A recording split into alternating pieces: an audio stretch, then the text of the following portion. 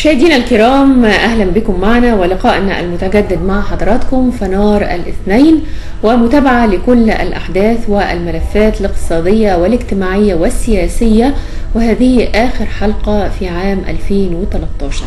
كونوا معنا مشاهدينا وفنار الاثنين.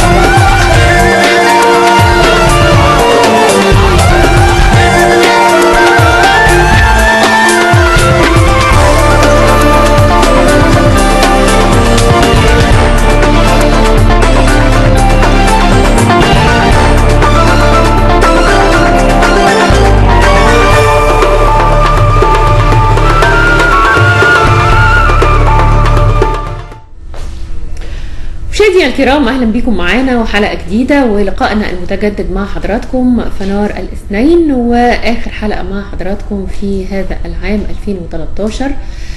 مر العام باحزانه، بافراحه، بمشاكله، بكل ما حدث فيه من بدايته، بدستوره القديم، بكل ما حدث فيه على الصعيد السياسي والاجتماعي، وبعض التدهورات الاقتصاديه واحداث مختلفه، ثورات. يعني لو حبينا نعمل حصاد ل 2013، للأسف النهاردة بقول إن كان جزء كبير منه محزن، جزء كبير مظلم، لكن كان في أكتر من بارقة أمل نقدر نتفائل بيها. كان في ثورة قدرنا نتخلص فيها في شهر 6، نتخلص فيها من نظام كان من الممكن إن هو يؤدي لفشل في كل شيء، وتنتهي مصر بشكل آخر غير اللي نتمناه ليها كأبنائها وأولادها. تخلصنا من نظام ومن حكم الإخوان من خلال ثورة في عام 2013. تخلصنا من دستور إخواني في عام 2013، واحنا بصدد دستور جديد. لا نملك النهاردة غير ان احنا نعترف بالجانب المظلم والغير مضيء اللي مر بينا في 2013 من احداث وحرائق ومشاكل وعمليات ارهابية لازالت مستمرة لغاية وقتنا الحالي. لا نملك غير ان احنا نرميها ورا ظهرنا مع 2013. هناخد الجانب المضيء والمشرق واكتر من بارقة امل. احنا بصدد اصدار دستور جديد هيصدر ان شاء الله في 2014. احنا بصدد ثورة اخرى، نقدر نقول نادت باللي نادت بيه ثورة 25 يناير في 2011، اكدت على نفس المطالب. احنا بصدد انتخابات وعام ان شاء الله 2014. كل سنة وحضراتكم طيبين، وكل اللي بيتابعنا بكرة هو اخر يوم في السنة. كل سنة وحضراتكم طيبين وبخير، وكل المصريين وكل الناس في كل مكان طيبين وبخير، ويبتدوا مع بعض سنة جديدة إن شاء الله تكون سعيدة، كلها أفراح وكلها أمال تحققت إن شاء الله في العام الجديد بإذن الله. كل اللي كان عنده أي حلم في الدنيا على أي صعيد، يعني صعيد شخصي أو على مستوى البلد والصعيد السياسي، أي واحد عنده أي حلم ما تحققش إن شاء الله مش هتعدي 2014 إلا وتكون كل الأحلام دي تحققت، ونكون استقرينا في مصر. وده حلمنا وطموحنا الكبير قوي اللي كلنا بنحلم بيه كمصريين. عشنا وشربنا من النيل وعشنا على تراب هذه البلد الكريمة الأبية الطيبة. طبعا مش هينفع انسى اخواننا المسيحيين بتهنئه خاصه ليهم بعيد الميلاد المجيد. نقول لهم كل سنه وانتم طيبين، يا رب تقدروا تحتفلوا بكره ان شاء الله وتسعدوا وتقيموا كل احتفالاتكم وكل شعائركم، وتبتدوا سنه جديده في عيدكم الجميل، عيد الميلاد الجميل اللي احنا بنشترك معاكم فيه، وبنسعد ان احنا نشارككم احتفالاتكم زي ما انتم بتشاركونا احتفالاتنا في العيد الكبير والعيد الصغير. فكل سنه وكل اخواننا في كل مكان في العالم طيبين وبخير، اخواننا اخواننا المسيحيين، وكل سنه هم طيبين ويحتفلوا ان شاء الله بعيدهم بكره بخير وسلام وامان من خلال تكاتف كل مؤسسات الدوله، لانه اليوم ده ويوم راس السنه الميلاديه يعدي بخير ان شاء الله. خلينا نستعرض مع بعض اهم الاحداث اللي هنتناقش فيها من خلال حلقتنا النهارده واللي مرت، ونفكر كل مشاهدينا انه التقى الرئيس المؤقت المستشار عدلي منصور بمقر رئاسه الجمهوريه بحوالي 97 من القوى السياسيه من محافظات مختلفه، وده كان من اجل الحوار، وده رابع لقاء ليه من اجل الحوار الوطني ومن اجل شرح وتنفيذ خارطه الطريق ومن اجل محاوله تقريب وجهات النظر. والحقيقه ان كان في حاجات كتير بتتناقش في اللقاء ده، الانتخابات وطبيعه الانتخابات وتنظيم الانتخابات والرئاسيه والبرلمانيه وغيره من الموضوعات اللي من خلالها بيحاول الجهات المسؤوله ورئيس الجمهوريه يقرب فيه وجهات النظر ما بين كل القوى السياسيه المختلفه. هنقول على صعيد آخر لازالت هناك مجهودات مكثفة جدا للقضاء على مظاهرات بتحاول ان هي بتخترق للأسف عشان نكون صراحة مع بعض، بتحاول ان هي تخترق قانون التظاهر اللي من المفروض ان هو ينفذ بحذافيره، ومن المفروض فعلا ان هو يطبق، ومن المفروض ان الداخلية والجهات الامنية تتصدى بقوة وبحزم وبشدة لكل من يحاول اختراق هذا القانون. هنلاحظ ان طلبة وطلاب الازهر للاسف مصرين يخترقوا القانون، مصرين على اشعال الحرائق، مصرين على الكثير من المشكلات. كلية التجارة احترقت بالكامل، الاشتباكات والمناوشات والتظاهرات لم تتوقف بالنسبة لطلبة وطالبات الازهر في القاهرة، وده الحقيقة عامل مشاكل كتير، بالاضافة لمظاهرات متفرقة في اكتر من مكان واكتر من جامعة. طبعا بنتمنى في ختام هذا العام انه العمليات الارهابيه تتوقف، كان اخرها اتكلمنا عنه قبل كده الدقهليه والمنصوره والانفجار اللي حصل واودى بحياه مجموعه من الاشخاص. حسب ما انا متذكره لو كان العدد ان شاء الله ما يكونش زاد، كان عددهم 13 وكانوا فوق ال100 مصاب. محاولات اخرى اليوم وبالامس كان في انفجار تقريبا يوم الاحد في مدينه نصر في اتوبيس نقل عام، وده اشاع حاله من الذعر والفزع لكل من يركب الاتوبيسات ويتنقل بهذه المواصلات. بنتمنى طبعا في ختام العام ان كل هذه العمليات الارهابيه اللي بتقوم بها الجماعات الجهاديه والتكفيريه، بالاضافه طبعا لاتهام موجه لكن هو لم يثبت حتى الآن لاشتراك جماعة الإخوان المسلمين معهم، لكن الاتهام ده يعني لم يثبت. أنا كنت قلت في حلقة سابقة أن هم متهمين، هم أمام الناس متهمين إلى أن يثبت العكس، فهم متهمين زيهم زي غيرهم. وطبعا اكيد اللي متابع سياسه ومركز شويه هيلاقي انه حتى لو مش الاخوان المسلمين اللي ارتكبوا هذه الاعمال او اشتركوا فيها، هنلاقي انه الجماعات الجهاديه والتكفيريه يعني كل اللي بتعمله لو هي بتعمل ده لوحدها كل ده بيصب في صالح الاخوان، لان الاخوان كده بيقفوا يقولوا احنا مالناش دعوه، هم اللي بيعملوا. فيعني ده بيساوي ده، اللي مركز معايا واخد باله انا بقول ايه اكيد هيبقى فاهم ان ده بيصب في مصلحه ده. الاخوان ما هماش بعاد كل البعد التام اللي هم بيقولوه عن هذه العمليات، الى ان الداخليه تقدر ان هي تثبت حاجه تانية.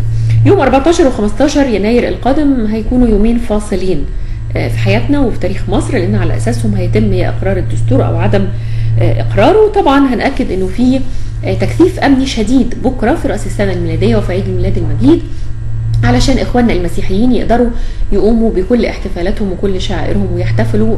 ربنا طبعا يوفقهم بكره، كل سنه وهم طيبين. الامن بيحاول على قد ما يقدر وبكل قوته ان هو يؤمن كل المناطق في انحاء الجمهوريه وكل الكنائس. هيكون معنا ومعاكم النهارده المستشار سامح عبد الله رئيس محكمه الاستئناف، وهنتحدث معاه في اكثر من موضوع.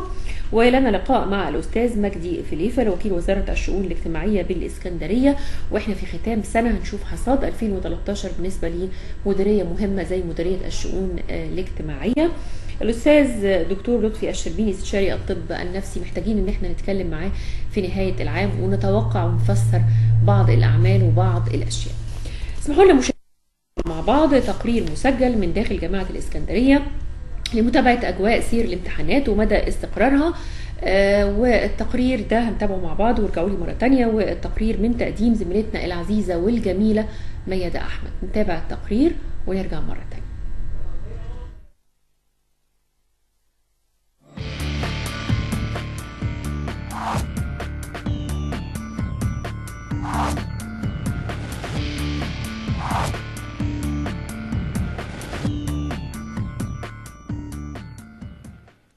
مع تصاعد الأحداث والاشتباكات داخل جامعة الأزهر، هناك حالة من القلق تسود أجواء امتحانات نصف العام في الجامعات المختلفة.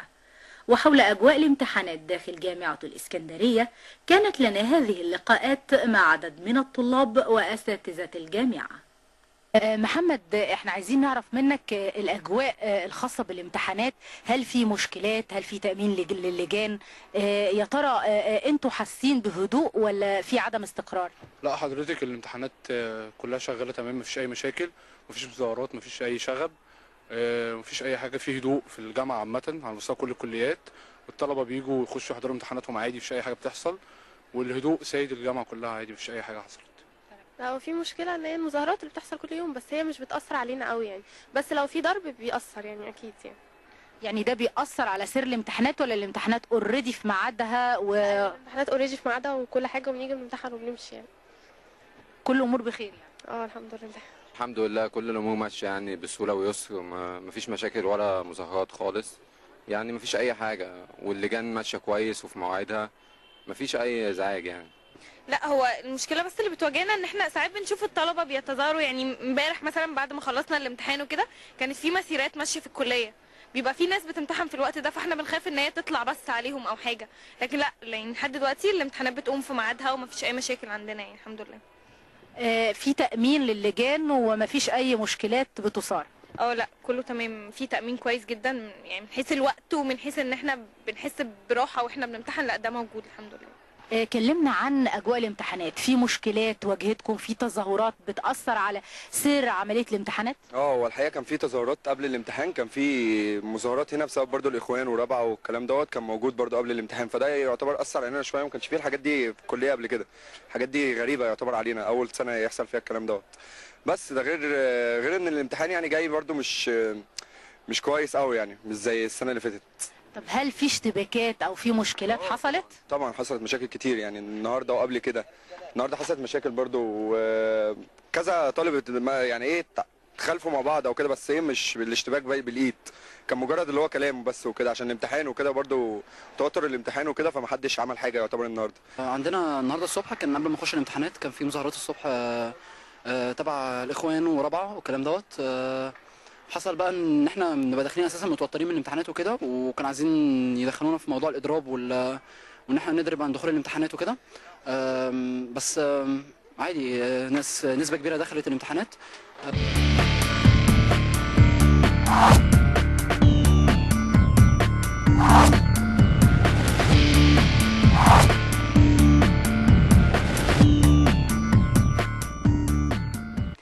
الأستاذ الدكتور أشرف فراج، عميد كلية الآداب جامعة اسكندرية، وسط تصاعد الأحداث في جامعة الأزهر وفي جامعات مختلفة في محافظات مصر، الحقيقة النهاردة حبينا إن إحنا نتعرف على الأجواء داخل جامعة اسكندرية وتحديدا كلية الآداب، وإذا كان هناك أي مشاكل أو أي أشياء بتعترض أجواء سير الامتحانات داخل اللجان. حقيقة أنا أعتقد أن جامعة اسكندرية يمكن من أكثر الجامعات هدوءا. صحيح بقى لنا يومين كده بعد ما بتنتهي الامتحانات، احنا عندنا امتحانات على 3 فترات، تنتهي 3:30، من بعد 3:30 في عدد محدود جدا بيحاول يلف المجمع، وبيحرصوا برضو كالعادة ان اللي يلفوا في الآداب مش بتوع آداب، واللي يلفوا في التجارة مش بتوع تجارة. لكن لأن بتبقى الامتحانات خلصت فعددهم ما بيعد يعني ما يتعدى على الصوابع. يعني تواجدهم ده على سبيل التظاهرات ولا محاولات تخريبية؟ لا، ما فيش تخريب حتى الآن، زاروا الرمادي في العيون، بس احنا مش هنسمح بتخريب. يعني لا هنسمح بتخريب ولا هنسمح بشوشرة على الامتحانات، دي ما فيش فيها 1 2. لكن الامتحانات في عمومها من يوم ما بدأت، من يوم 24 في الكلية لغاية اليوم، الدنيا مستقرة جدا، والامتحانات في مواعيدها، ما فيش ما يعكر الصف غير حالات الغش العادية يمكن اللي موجودة. ويعني أنا أعتقد إن هي حدة الأمور في الأزهر لأسباب لازم نحن نقف عندها كتير وطويل طويل طويل طويل. الأزهر اليوم بتنم عن مشكلة كبيرة. العيال دي اتربت فين؟ الأزهر اللي هو رمز للوسطية، هل هو طلبة بس هل ما فيش اساتذه كمان؟ مفيش اعضاء تدريس؟ مفيش موظفين جوه الازهر؟ المنظومه بتاعت الازهر لابد ان يعاد النظر مره ثانيه كجامعه ازهر. في هذه المنظومه لابد ان يعاد النظر مره اخرى، ونشوف الكوادر اللي موجوده دي، لان الاخوان المسلمين حطوا صوابعهم في اماكن تقريبا وسيطروا عليها وعلى عقول هذه الاماكن. اعتقد ان جامعه الازهر لابد انها محتاجه وقفه كبيره ان شاء الله بعد الاستفتاء. احنا الاستفتاء 14 و15، الشعب في منتهى الوعي، طلبه عندنا في منتهى الوعي، طلبه معظمهم على الويب سايتات بتاعتهم الخاصه كاتبين نعم للدستور على فكره يعني، ومش سر مش عيب، لا احنا بنعمل دعايه لبلدنا. الجروبس كتيره، المجموعات الكتيره اللي عندها على الفيسبوك سايتات كلها حاطه نعم للدستور، شيء جميل جدا. في يعني ده بينم على ان في وعي.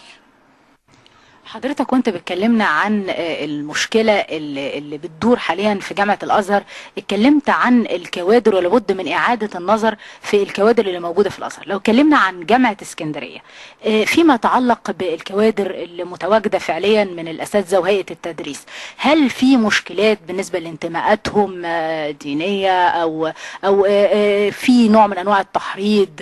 هل في أي ما يخص هذا الموضوع؟ انا اول حاجه ما يهمنيش الانتماء الديني، انا اللي يهمني عدم الانتماء الحزبي. سواء لحزب معين انتمي يا حبيبي زي ما انت عايز، لكن ما تنفذليش سياسه الحزب جوه الجامعه، او لجماعه معينه بس برضو ما تنفذليش سياسه الجماعه جوه الجامعه. ما بالنا بقى النهارده واصبحت هذه الجماعه جماعه رسميا ارهابيه، كل من ينتمي الى هذه الجماعه او هذا الفكر هو تحت طائله القانون. دي واحده. الواحدة الثانية لو جيت على مستوى المجمع النظري طبعا العدد يعتبر مقارنة بأعضاء هيئة التدريس وبالموظفين لا عدد قليل. يعني عدد قليل ما هوش كبير. لا يشكل خطر. معلش بس احنا برضو رغم كده احنا حاطين كل واحد في حجمه، وكل واحد بنتحسب ممكن يعمل ايه، علشان زي ما بيقولوا كده ان مستعظم النار من مستصغر الشرر. دكتور نرجع تاني لأجواء الامتحانات داخل جامعة اسكندرية وتحديدا كلية الآداب، وكنا عايزين نعرف هل في تأمين للجان، هل في تعاون بين إدارة الجامعة وبين الأجهزة الأمنية الموجودة في اسكندرية للتصدي لأي شغب أو أي محاولات تخريبية ممكن إنها تهدد سير الامتحانات؟ احنا على أي الأحوال الجهات الأمنية مش بعيدة عننا، موجودة وممكن تتدخل في أي وقت كان في تهديد للارواح او للمنشآت. اما التامين العادي الداخلي النهارده اللي احنا زي ما حضرتك شايفاه، هو احنا عندنا الامن الداخلي الاداري طبعا بيطمئن ان مفيش شيء موجود مزروع قنبله غيره. وعلى فكره اكتشفوا من حوالي قبل الامتحانات ما تبدا بيومين ثلاثه 4 ازاز مولوتوف كانوا العيال واخدينها علشان لما بيطلعين بره بيضربوا الشرطه كانوا عايزين يحدفوها، فلما اترمت عليهم الغازات والقنابل المسيله للدموع ودخلوا حطوها زرعوها في مكان اكتشفناه، وبعدها بيومين اكتشفنا ازازتين تانيين محطوطين. ده مش طالب جاي يتعلم، ده راجل جاي ينفذ اجنده، وانا ما عنديش استعداد بصراحه ان انا اعلم طالب جاي ينفذ اجنده. حقوقه طول ما هو طالب ملتزم، مش ملتزم في قانون، في قانون اداري وفي قانون تأديبي، والنهارده بعد ما اصبحت جماعه محظوره في قانون جنائي. القصه خلصت، وبنقول لهم برضو مصر رجعت ومصر عدت. كانت هذه نظرة سريعة للتعرف على مدى استقرار أجواء امتحانات نصف العام داخل جامعة الإسكندرية. ميادة أحمد، قناة الإسكندرية.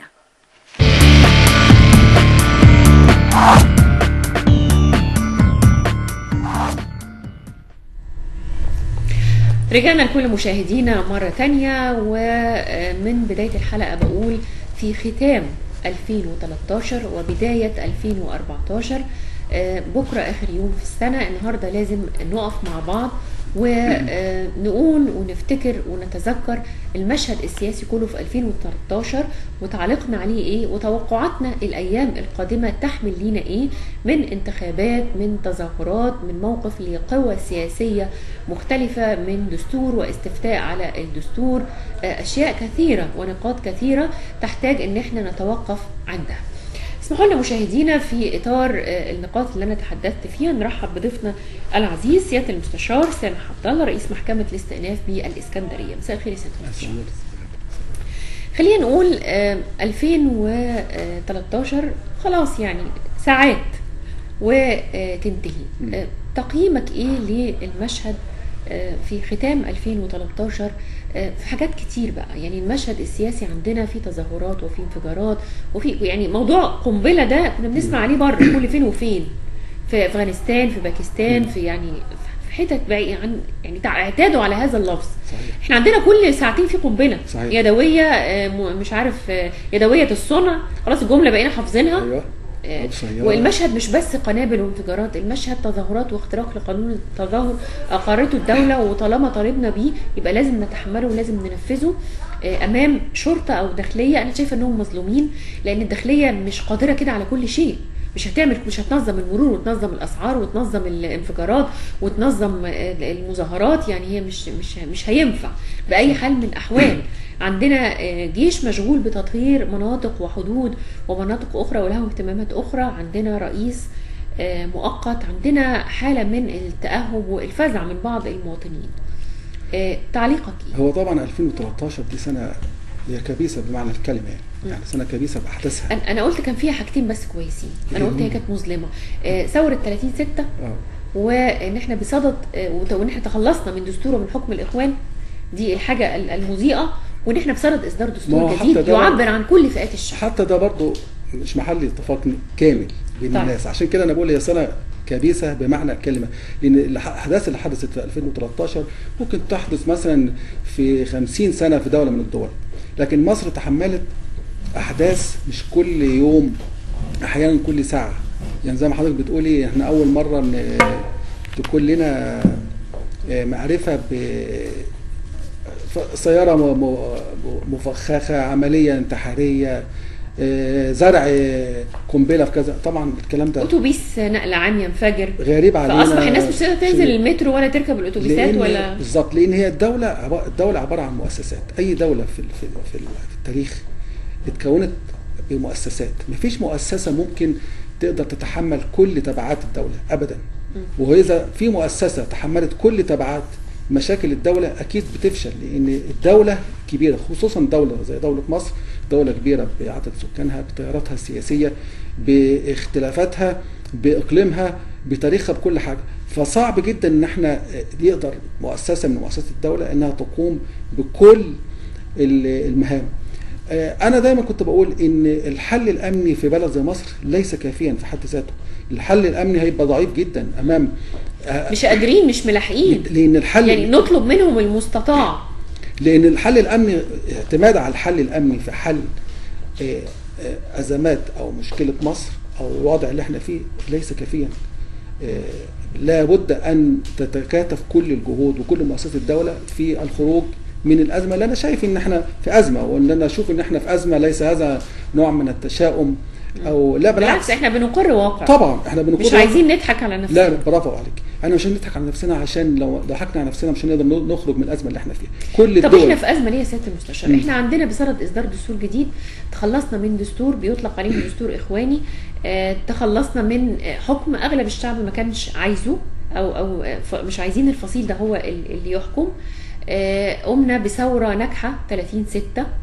المفروض ان الدستور الجديد بيقر وبينفذ متطلبات ثوره 25 يناير. ما هو حضرتك هو ده اللي كان، فاحنا في ازمه ليه؟ لا اولا احنا في ازمه، ان احنا انت حضرتك مقره معانا ان احنا في ازمه، يعني احنا طبعا بسبب حاجات ثانيه، بس عندنا حاجات كتير جدا. طبعا. يعني هقول لحضرتك حاجه، يعني لما يبقى مثلا ضعف الموارد الاقتصاد المصري، دي ازمه كبيره، لان الظروف المحيطه بينا مش بتخلي موارد الاقتصاد المصري طبعا بتنمو. الوضع الامني حضرتك لسه بتقولي دلوقتي ان مش ممكن ابدا ان احنا نحمل كل التبعات، مستحيل، لان الاعتماد على الداخليه ما ينفعش، وما ينفعش ان احنا نحطها في وش المدفع دايما. اعتماد على الحل الامني فقط غلط وخطير ايضا، لان لازم يكون هناك في حل سياسي، لازم يكون هناك قرارات من الوزارات المختلفة، كل واحد في اختصاصه، لازم يكون في جلسات حوار بمعنى الكلمة، لازم يكون في توعيه، لازم يكون في صراحه، شفافيه. كل هذه امور تساعد الحل الامني. لكن الحل الامني مع بلد بهذه المساحه، بهذه التوجهات، بهذه التشعبات، بهذه الخصوصيه في الموقع الجغرافي، انا موقعنا الجغرافي مش اي موقع، خطا. وانا دايما كنت بقول كده، يعني اعتماد على الحل الامني خطا. اعتماد على الحل الامني ممكن يكون في ظروف معينه، في تامين موقف معين، في تامين، لكن ما نعتمدش على الحل الامني في كل حاجه. مستحيل، وده غلط، وده للاسف اللي بيحصل دلوقتي. احنا مش عارفين ايه اللي ممكن يحصل بكره، وده احساس غريب اول مره نحسه كمصريين. طبعا. يعني بكره المفروض ان في مناسبه راس السنه، في اكثر من مناسبه راس السنه. المصريين معتادين ان هم يعني يحتفلوا بهذه المناسبه اذا كان اقباط او مسلمين، لكن في تخوف من التواجد في بعض التجمعات الى اخره، والامن مستحيل ان يقدر يقوم بهذه المهمه لوحده. عشان كده بقول ان احنا في ازمه، ويجب ان احنا نتكاتف، وان احنا ما نعتمدش فقط على الحل الامني. مصر مش ممكن نحلها حل امني ولا تجديد عقوبات ولا قرارات ولا حاجات من دي، لا. مصر لها خصوصيه اخرى، واعتقد ان الامور كده واضحه ان مصر كبيره جدا، مصر مش اي دوله، مصر دوله محوريه، مصر محل اهتمام العالم كله. طب الحل ممكن يبقى امني وايه؟ احنا متفقين ان هو ما ينفعش يبقى امني بس. طبعا. ممكن يبقى امني وايه؟ يعني امني وسياسي. سياسي ان تكون هناك قرارات سياسيه تصدر من الحكومه اللي موجوده. انا شخصيا عندي ملاحظات عليها، اعتقد زي هي الحقيقه مصر كلها عندها ملاحظات على اداء طبعا. يعني مش عايز اتكلم، لان انا دايما مش كلنا يعني بنتكلم دايما للصالح العام، وانا دايما مش هفضل حكومه على بلدي، مستحيل ابدا يعني. فانا شايف ان حكومه لم تتوافق مع طموحات الناس ولا تطور الاحداث السريعه جدا. مصر بتمر بتطور احداث سريع جدا لدرجه ان كل يوم مختلف عن الثاني، وبالتالي لابد ان كانت هناك المفروض تكون حكومه تستطيع انها تواجه تلك الصعوبات، وانها تسير مع طموحات الناس. انا اعتقد ان في ناس كتير صدمت من اداء الحكومه، لان حست ان في فجوه كبيره جدا بين قراراتها وبين سياستها وبين طموحات الناس العاديين، اللي كان عندهم نفس الامال. سيادة المستشار، مش يمكن اداء الحكومه ده اللي هو مش راضي الناس 100%؟ صحيح. بنسبه معينه، مش هنقدر طبعا نحددها. مش يمكن الاداء ده لانه البلد في مرحله انتقاليه، ولانه البلد ظروفها مش منضبطه في كل حاجه اقتصاديا وسياسيا. مش يمكن لانه الامن مش منضبط. مش يمكن الحكومه دي عندها بعض الاعذار اللي ممكن نلتمسها ليها. صحيح. يعني طبعا في راي بينادي بكده. صحيح. ما هو انا معاك ان احنا في ظرف مش طبيعي، احنا في ظرف صعب، لكن برضه هذا الظرف الصعب لابد ان يقابله حكومه تستطيع ان تواجهه. يعني هي فعلا، احنا عشان كده بنقول ايه، ان هناك حكومات لابد ان تاتي بكفاءات عاليه جدا، لانها تاتي لظروف غير طبيعيه وغير هادئه. وعشان كده يعني بعض القرارات اللي ممكن بتكون اصدرتها الحكومه فيها تخبط، الناس مش فاهماها كويس، مش قادره تستوعب، مش قادره تثق في المستقبل قوي. لان عشان انا اثق في المستقبل قوي لازم تكون عندي القدره والثقه في مجموعه من الناس تاخذني لهذا المستقبل. اعتقد ده بعض التخوف اللي ممكن بيصاب بيه الناس، تخوف نفسي، ان انا يعني كل ما اتكلم حد دلوقتي تحس ان عنده تخوف نفسي. طبعا. يعني مش عارف ايه الناس بكره، مش ضامنه بالظبط بكره، مش ال10 سنين ولا ال5 سنين. وده اخطر حاجه، لان انا المفروض انا افكر في المستقبل، المفروض انا اطمئن الناس على المستقبل، مش اخوفه من بكره. المفروض يكون عندي رؤيه ل10 سنين زي ما حضرتك بتقولي، لكن انا ما عنديش حتى رؤيه لبكره. طبعا. يعني حتى يعني انا مش عارف هل الاحداث العمليات اللي حصلت الارهابيه، اللي ما يبقى مثلا يقول لي ان حادث انتحاري، عمليه انتحاريه، او في تفجير مديريه امن المصور، حادث انتحاري ده ما كانش موجود في مصر خالص. لا. يعني اعتقد ان يعني كان في بعض الحوادث الارهابيه يعني اتذكرها بس مش بتفصيل في اوائل الثمانينات او في الثمانينات، بس ما كانش في انتحاري. كان في حوادث ارهابيه، كان في طبعا تفصيلاتها ايه انا يعني لا، كان من الثمانينات من بعد مقتل رئيس السادات، كان طبعا في بالظبط خدت وقتها وانتهت. بس ما اول مره في رايي في اظن يعني ان يكون في زي ما اعلنت الداخليه الداخليه ان عمليه انتحاريه، عمليه انتحاريه ده مش موجود معانا خالص، لان اخطر ما يمكن. عمليه انتحاريه ده يعني شخص موجود في وسط الناس ممكن انه يفجر نفسه في اي مكان بقى، حاجه مش مضمونه. عشان كده انا دايما بقول يعني وبترجى اي حد يكون في ايده القرار قريب من صنع القرار ان حل مصر مش امن فقط، حل مصر مش امن فقط، واحنا فعلا بنمر بظروف صعبه جدا، والظروف الصعبه دي هي من مده طويله لكن بتتصاعد صعوبتها، وده يعني والحقيقه كلنا ملاحظين ان في تصاعد في الاحداث. طبعا تصاعد في الاحداث، ومفيش يعني مفيش رؤيه عندي تطمني، يعني ما عنديش رؤيه تطمني. اذا كان مثلا حادث في قلب المنصورة بيحدث بهذه السهولة، فأنا خايف من الحدود برضو بيبقى فيها حوادث. المفروض إن الحدود يعني مسؤولية القوات المسلحة، وعشان كده أنا يبقى الانضباط بتاعها. وعشان كده أنا بقول هي القوات المسلحة بعدت شوية عن الشارع، يعني زي يعني هو واضح ليه؟ لأن عندنا حدود مصر لها طبيعة إقليمية فريدة، مصر لها طبيعة إقليمية مش عادية.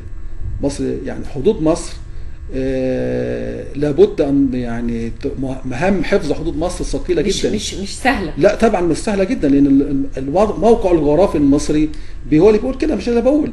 فبالتالي يعني نقطه الامن الاهم في مصر كلها هي الحدود، طبعا اذا كانت حدود يعني بريه او حدود بحريه.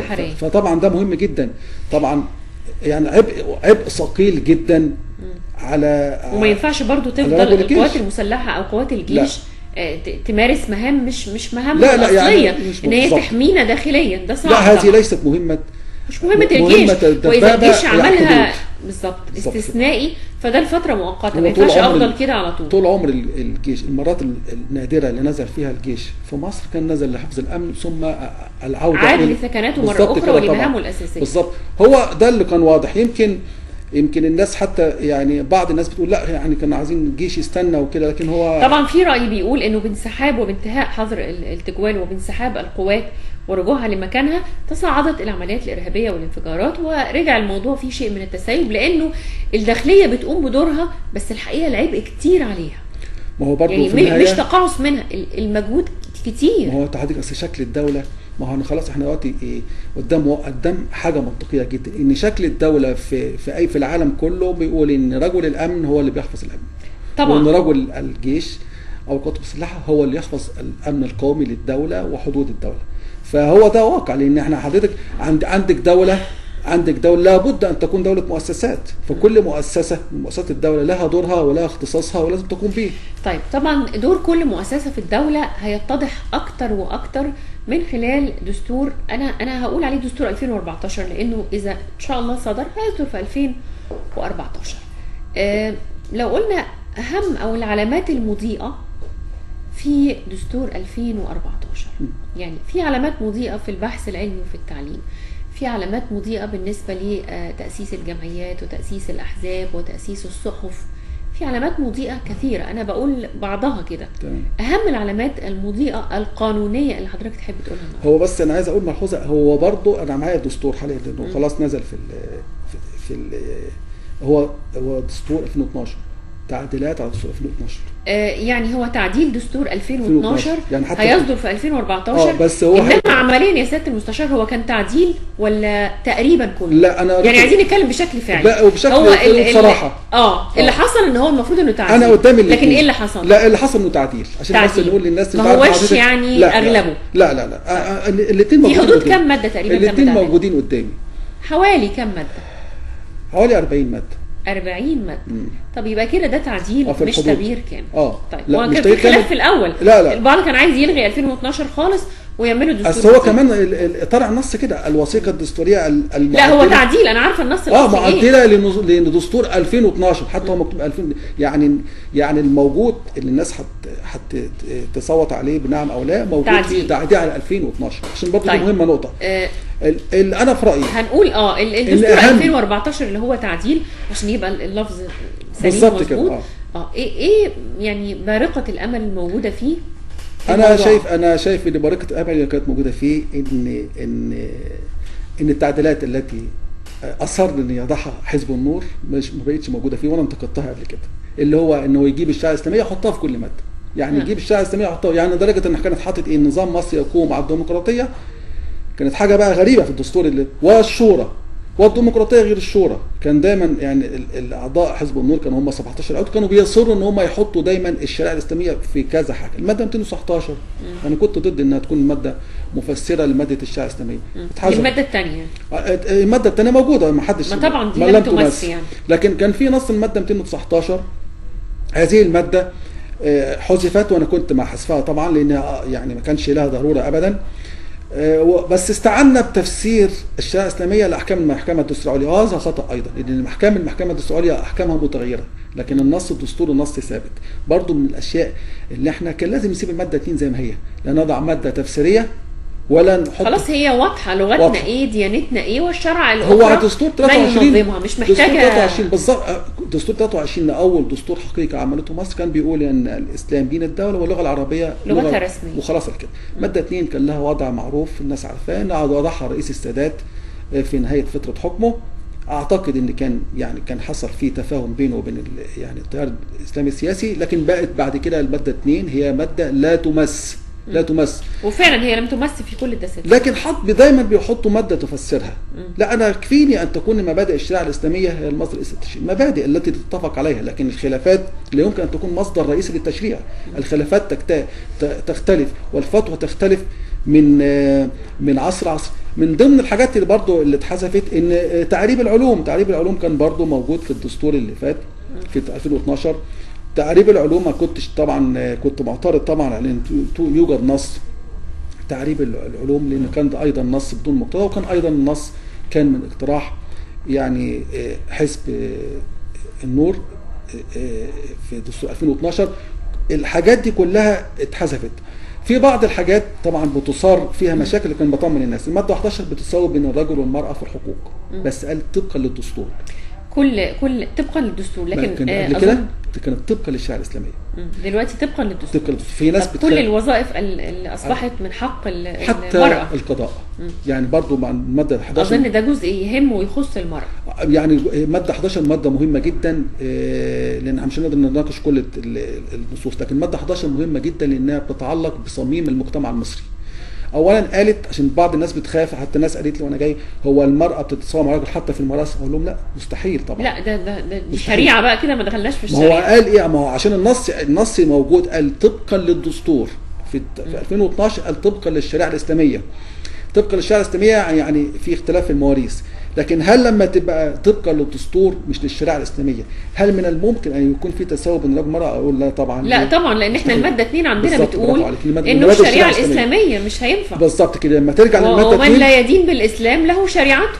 هنا بقى النص الثاني بالظبط ان الشرائع غير المسلمين هي اللي تطبق عليهم في مسائل الاحوال الشخصيه. حتى في ده عشان برضو يعني الناس سالتني فيه، طيب لو في يعني اسره مسيحيه هل ممكن يطبق عليها نص المواريث؟ يطبق عليها نص المواريث، لان ما فيش نص في المواريث في المسيحيه. في شريعه المسيحيه ما فيش فيها الرجل ضعف المراه، ما فيش هذا، ما فيش نظام للمواريث اصلا في المسيحيه. لكن هنا يطبق ايضا نص المواريث اللي هو متاخد من الماده 2 من الدستور اللي تقول مبادئ الشريعه الاسلاميه المصدر الرئيسي للتشريع. الماده 11 اوضحت بصوره ان في مساواه بالنسبه للرجل والمراه في تولي الوظائف العامه. من ضمنها قالت صراحه والهيئات القضائيه. يعني انا اشوف دلوقتي بقى ان المفروض ان اي خريجه حقوق هذه السنه دي مثلا هتقدم في النيابه العامه، محدش يقدر يقول لا. خلاص ده الدستور بيقول كده. كان قبل كده ممنوع، يعني كان بترفض قبولها، لكن بالنص ده لو اعتمد هذا الدستور، لو صدر هذا الدستور، اصبح من حقها انها تتولى المناصب. لكن في حاجه بقى انا كنت اتمنى انها يعني الدستور لجنه الاعداد تتلافاها، ان هي احاله قضايا مهمه جدا لقوانين. يعني هي الغت نسبه العمال والفلاحين فعلا، لكن قالت ان قوانين الانتخاب تحرص على تمثيل العمال والفلاحين بطريقه مناسبه. انا ما اعرفش ازاي هتحرص على انها يعني تمثلهم بطريقه مناسبه. المراه اللي هي بيسموها كوتا المراه او كوتا للاقباط او كوتا للعمال الفلاحين، الدستور ما حسمهاش. القوانين اللي تصدر بخصوص هذه الموضوعات، تراعي تمثيل هؤلاء.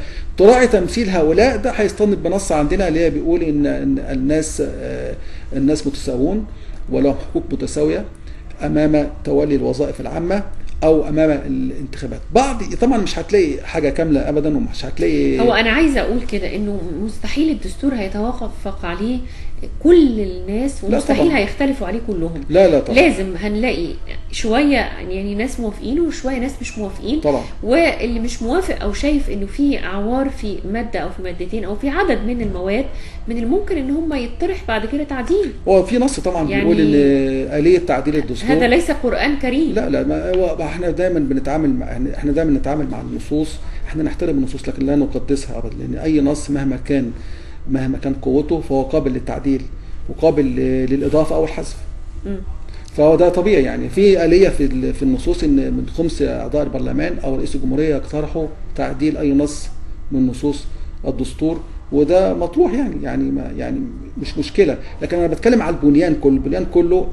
في بعض الاشياء كنت اتمنى انها تخرج بصوره افضل، لكن كشكل عام لهذا الدستور المعدل هو تعليق حضرتك عليه. كشكل عام كل الدساتير اللي عملناها من 23 كشكل عام كويس. يعني كان شكل عام كويس ما عدا بعض هل بيحقق المطالب اللي نادت بيها الثورتين 25 يناير و30 6؟ حضرتك العبره ليست في النص. احنا عندنا بالظبط. انا بسال السؤال الختامي، هل بيحققها؟ هل احنا هننتظر هل سيحققها؟ لسه هنشوف. طب اذا ما طبق فعلا هل سيحققها؟ بص انا اقول لحضرتك عشان برضه مهمه قوي. لو طبقنا 10% من اي دستور في مصر من سنه 23 حتى الان كان ممكن يلبي مطالب الناس. يعني احنا لو حققنا 10% من هذا الدستور بالظبط هنلبي. بالظبط. طب انا اتصور ان شاء الله بمنتهى التفاؤل، وانا مش من المتفائلين كتير يعني فانا بقول انه ان شاء الله هنحقق اكتر من 50% من هذا الدستور، واكيد هنلتقي مره ثانيه طبعا مع حضرتك نشوف ايه اللي حصل لما يتم اقرار هذا الدستور، اذا ما تم اقراره بموافقه طبعا الشعب المصري. المستشار سامح عبد الله رئيس محكمه الاستئناف في الاسكندريه، بشكر حضرتك جدا. كل سنه وحضرتك طيب وكل مشاهدينا طيبين وبخير. وهنخرج مع بعض لفقره مسجله عن مشكله الازدحام المروري بالاسكندريه. تقرير مسجل هنتابعه مع زميلتنا العزيزه الجميله ميادة احمد، وارجعوا لي مره ثانيه.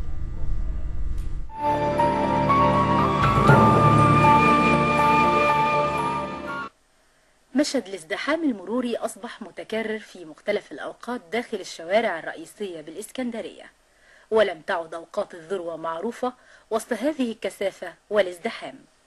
وعن الأحوال المرورية بالشارع السكندري كانت لنا هذه اللقاءات.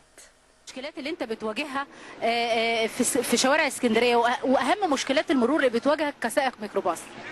سواقين الميكروباص مننا فينا هم اللي بيعطلوا الطرق. والله يعني انت معترف؟ انا معترف ان في سواقين مننا فينا هي اللي بتعطل الطريق وبتعطل السكه.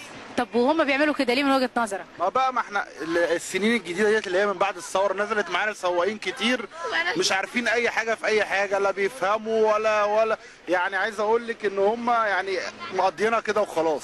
يعني هي سلوكيات خاطئه من سائق الميكروباص.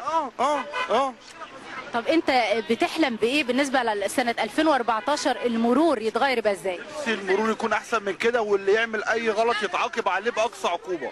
والله هو ما فيش صعوبه، بس ساعه الذروه كده بيبقى فيه يعني ضغط شويه على المرور، بس انما يعني طول الوقت يعني تمام الحمد لله. يعني امنيتك ايه لسنه 2014؟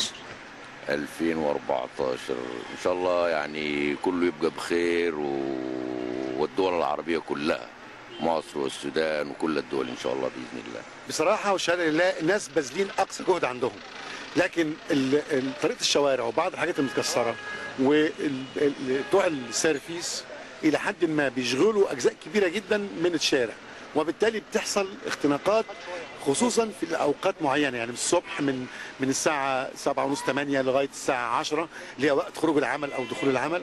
هو ده اللي بيبقى الاساس فيه. الشوارع تقريبا في المنطقه اللي حضرتك بتسجلي فيها دي صعبه جدا، نتيجه ان بتوع السيرفيس بيوقفوا بالعرض مره واثنين. السله الضباط بيبقوا موجودين وبيبذلوا مجهود كبير جدا، بس المشكله كمان في السلوكيات، يعني ما هم بيعملوا اللي عليهم، كمان الناس تبقى سلوكياتها افضل من كده شويه. المشكلات اللي بتواجهني طبعا الازدحام الشديد بسبب ان في اراضي غير ممهده للمشي عليها بسبب موضوع التكسير اللي في الاراضي، وده كان من فتره قبل كده ايام محافظ كان ماسك هنا، وده كان بسبب تكسير اراضي كتير في اسكندريه، هو ده اللي عامل ازمه المرور. بس من ناحيه مثلا ضباط المرور كده في شغل كويس ليهم وفي اداء متحسن يعني خطوه بخطوه ان شاء الله. طب وبالنسبه لسلوكيات سائق التاكسي والسيرفيس والملاكي، حضرتك شايف ان هم ملتزمين تماما بقواعد المرور؟ هم مش ملتزمين تماما، بس هم في تحسن يعني خطوه بخطوه كده ان شاء الله.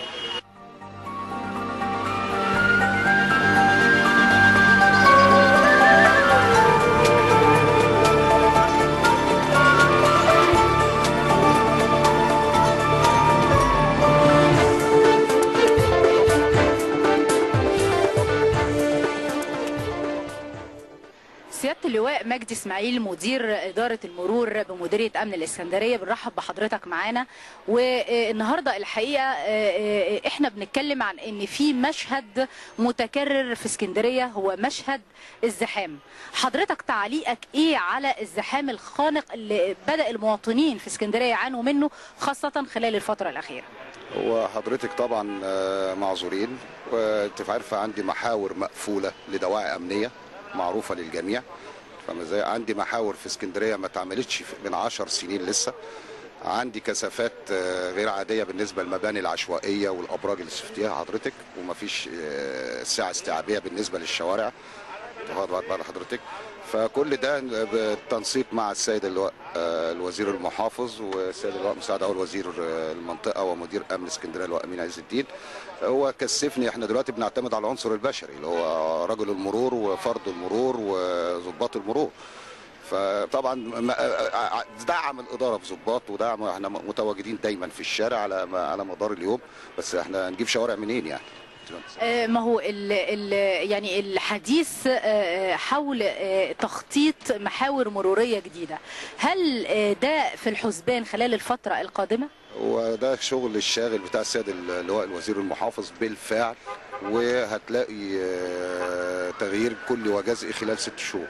يعني في محور المحمودية، في نفق خالد بن الوليد هيتم افتتاحه، في اللي احنا واقفين جنب منه ده المنظرة هيتم توسيعه بحيث هيضاف ليه حارتين، حارة نزول وحارة طلوع. والكلام ده مش في يوم وليلة هيتم، هو بالفعل تم طرحه. يعني برضو بالنسبة لقناة السويس هيتعمل حارتين، كوبري علوي للي نازل وكوبري علوي للي طالع. في شغل في المحور بيتم يعني تطويره بالفعل، في من اول بوابات اسكندريه لحد كارفور بيتم بالفعل. يعني في شغل وشغالين. سيادة اللواء مجدي اسماعيل مدير إدارة المرور، يمكن هناك شكاوى من بعض المواطنين ان في بعض الميادين الرئيسية في اسكندرية خالية من وجود بعض رجال المرور. على سبيل المثال منطقة ميدان الساعة هي دائما خالية من رجل المرور رغم انها منطقة حيوية للغاية، فتعليق حضرتك ايه؟ هو دلوقتي اصبح بعد تدعيم الإدارة ب40 ضابط من قبل المديرية، غطيناها بخدمات، لان انت عارفه ان اسكندريه كبيره يعني فطبعا عايزه كم ضباط غير عادي، وعايزه افراد وعايزه والمديريه ما بتبخلش علينا، وبالعكس في منظومه بتشارك فيها المديريه. يعني السيد اللواء مساعد الوزير للمنطقه ومدير الامن امر بالنسبه للساده المآمير واداره البحث كله بيعاون المرور لحل هذه المشكله. بس هل هذه المشكله وليده اللحظه دي ولا موجوده بالفعل؟ يعني ما هو احنا بنبحث عن العلاج يا فندم. ما هو العلاج النهارده هو منظومه المرور بتقع على عاتق رجل المرور، بس الشوارع هي يعني انت ايه الجديد اللي اتعمل في اسكندريه خلال 10 سنين مع الابراج اللي اتبنت والعشوائيات وتغيير السلوك عقب الثوره والمحاور اللي متقفله علشان خاطر الدواعي الامنيه اللي انت عايشاها مع الاحتجاجات اللي موجوده مع المواضيع دي كلها. فاحنا هلكانين. كان الله في العون يا فندم. اكيد طبعا احنا مقدرين المجهودات اللي بتقوم بيها اجهزه الامن في اسكندريه، ولكن احنا بنحاول ان احنا نخفف العبء من على المواطن، وده ياخدنا الى الحديث عن طريق الكورنيش والحوادث المتكرره. وهل هناك خطه لضبط هذه المشكله؟ تمام بالفعل، هو بالتنسيق مع السيد اللواء الوزير المحافظ وتوجيهات من امين بيه عز الدين مساعد وزير المنطقه، ان شاء الله هيتم جميع الاشارات المروريه هيتم مراقبتها بالكاميرات. تمام. هيتم بالنسبه للكورنيش كله هيتم وضع رادارات ثابته لمراقبه السرعات على مدار الكورنيش كله، وبالفعل تم طرحها وبالفعل هيتم التنفيذ يعني. فدي كلها هتحد من السرعه، وفي نفس الوقت هتحد من كسر الاشاره، لان انا النهارده والله هتكسر الاشاره هتتصور هتتبعت المخالفه بتاعتك على الملف. تمام. فهتجري بسرعه هتتصور هتتبعت المخالفه بتاعتك على الملف. كل دي وهنعلن عنها برضو من خلال الميديا الاعلاميه. وفي طبعا احنا شغالين بقالنا اسبوع في توعيه مروريه لاسكندريه بلا مخالفات. بالتواصل ما بيننا وبين رجل الشارع ورجل المرور مع المواطن، والحمد لله بما يرضي الله برضو عشان اكون صادق. دايما طبيعه الراجل الاسكندراني الالتزام ملتزم يعني. بس طب يعني هيعمل ايه يعني؟ النهارده انت ما شايفه كم الابراج اللي طلعت. طب انا هاخد العربيه معايا فوق فاصبحت الشوارع الجانبيه ديت هي الجراشات. فاحنا بنتعامل بحب مع المواطن، وعملت لهم حمله مروريه توعيه بعد موافقه السيد الوزير طبعا ان اسكندريه بلا مخالفات.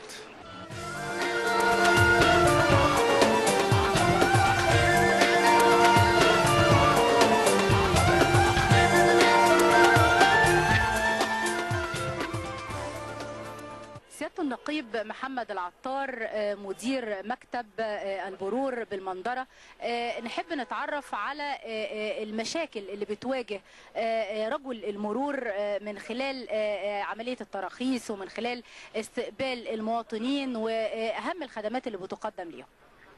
بسم الله الرحمن الرحيم. وانا احب برضه اقول لحضرتك ان خصوصا بعد احداث 30/6 ثوره 30/6 واحنا لاقيين تعاون من المواطنين السكندريين المحترمين اثناء فحص التراخيص، اثناء فحص المخالفات، في تجاوب طبعا معانا.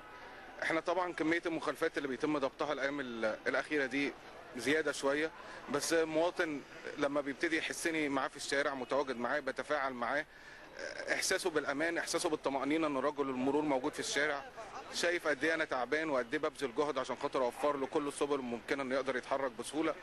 فالحمد لله ربنا بيكرمنا ان شاء الله بكميات عربيات مسروقه، مخالفات كبيره، عربيات منتهيه التراخيص، وفي خلال التجاوب بتاع المواطن ده بنقدر نوفر او نقدم صوره مناسبه لرجل المرور في الشارع.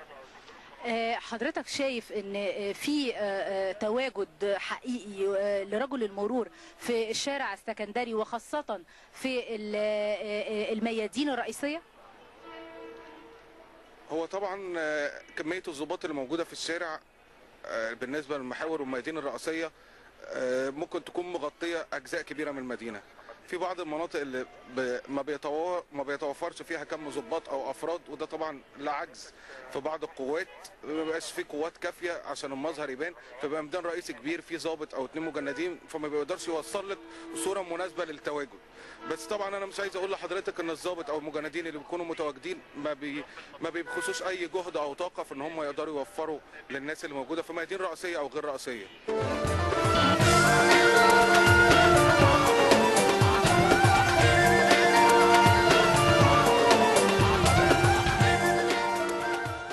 ملازم سعد رمضان، واحنا النهارده بنتكلم عن مشكلات المرور. حضرتك بتتولى المنطقه من المحروسه وحتى المعموره البلد. عايزين نعرف المشكلات المروريه، خاصه المنطقه دي الحقيقه دايما معرضه لمشكلات الصرف الصحي وخاصه في الشتاء. بتتعاملوا ازاي مع مشكلات المرور؟ لا حضرتك بس بسم الله الرحمن الرحيم. هو احنا بنتعامل في المنطقه دي مع المحافظه في اي مشاكل عندنا في حضرتك بالنسبه للصرف الصحي او المرافق، بنختار المحافظه وبنحاول بقدر الامكان نسهل حركه المرور في المنطقه دي كلها.